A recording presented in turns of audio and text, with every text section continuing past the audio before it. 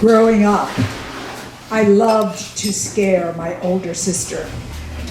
I'd sit across the table from her doing homework, and I'd give her those zombie faces like,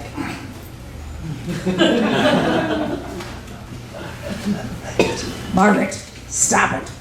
And on Halloween, I'd get those little hairy spiders, those little toy spiders, and I'd put them in her underwear drawer. And sometimes I'd slip under her bed at night. Oh, yeah. And I'd wait until she came into the room and turn out the light and head over to the bed. And then I'd reach out and grab her ankle. Scream! So one weekend, Mom and Dad were out of town, and Eileen and I were going to spend the weekend with Mom's cousin, Anna Reagan.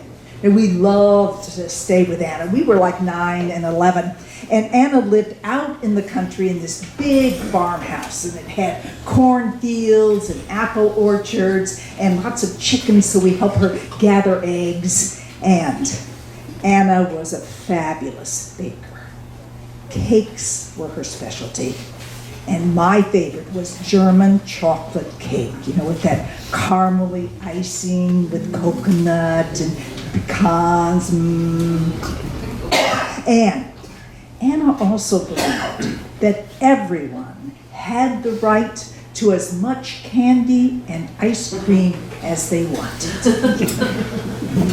So Eileen and I, we brought our dolls and we set up house in the guest room upstairs. And the guest room was one of those rooms where she had like that ruffly flowered bedspread and curtains, and there were handmade doilies on the tables by the side. And there were those glass colored bottles of perfume along the bureau. It was a really hot, muggy July day, and the sky had been threatening all day. And we had just gone up after dinner upstairs to play, when all of a sudden the sky darkened. There was thunder, and then there was lightning, and the wind picked up, and the rain began to pour down. Now, my grandmother always prayed the rosary in this kind of a storm. In fact, we named the storms by how many rosaries we prayed. See, for where there was just lightning and thunder in the distance, that would be one rosary. Where there was rain, there was enough to flood the field or flood your garden, that was 2 rosaries. Where there was lightning that could strike a tree or your house, that was 3 rosaries. And this was a 3 rosary storm.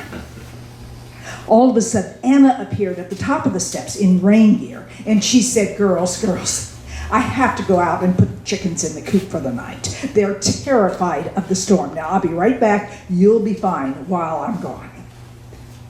So we watched her out of the bedroom window, running across the yard, bent against the wind, flashlight in her hand, in her yellow rain slicker and boots, across the yard, down the gully, up the hill to the chicken yard.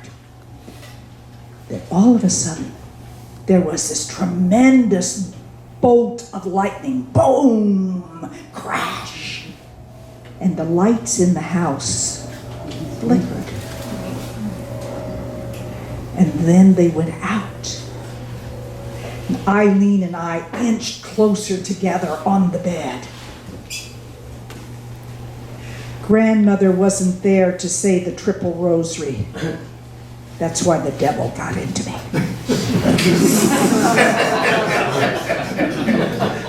I was overcome by this intense desire to scare my sister.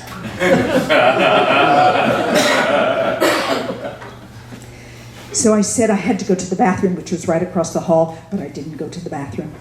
I went down the stairs and hid behind the door that led from the stairs into the living room.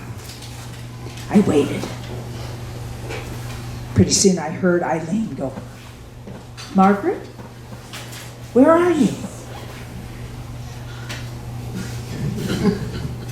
Then she got out of bed and she looked into the bathroom and she said, Margaret, Where are you?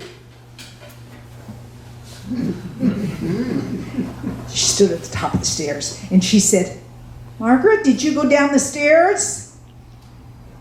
And then I heard her start down the stairs, one step at a time. And when she got right to the last step, I jumped out from behind the door and went, wah!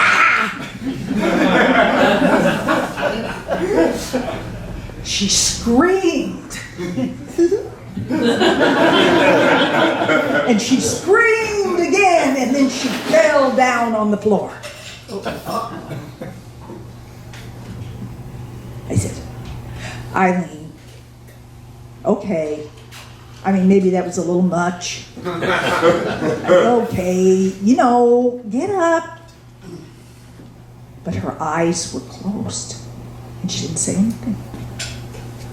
I looked again, and I said, okay, I'm sorry. I'm really sorry. I shouldn't have done that. That was really going too far. I'm really sorry, Eileen. I apologize. I really do. You can get up now.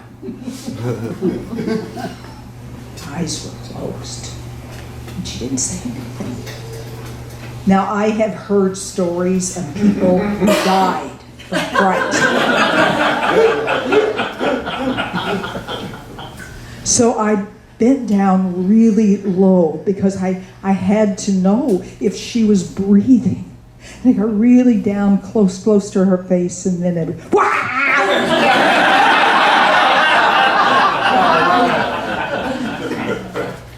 She scared the devil right out of me.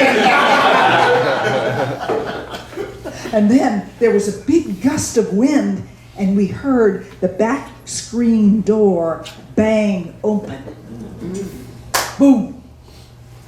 And I jumped into my sister's lap. And I could feel her gulp as she said, Anna?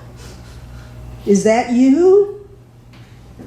There wasn't any sound except the wind just blowing and that back screen door banging open and closed and open and closed and open and closed. And we scrambled behind the couch and sat there just holding on to one another. Finally, we heard Anna's voice. Girls! Girls! And we saw the beam of her flashlight coming down the hall. We ran out from behind the couch and we ran at her and hugged her. And she said, oh, girls, oh, I'm so sorry. I was gone much longer than I expected. Those chickens were so scared, I had to catch them one by one and put them in the coop. And then she walked around the living room turning on those, gas oil lamps that farmers all had in those days in case just these things happened, which they did a lot. And she turned them all on and she looked at us and she said, were you scared? And I looked at Eileen, begging her not to tell. She gave me the evil eye, but didn't say a word. And then Anna said, come here, girls, now I know the best cure for an Indiana storm fright. In fact, I think it's the best cure for anything that could be happening to you anytime. How about a nice big bowl of ice cream and a piece of German chocolate cake? And taking our hands, she led us down the hall to the kitchen.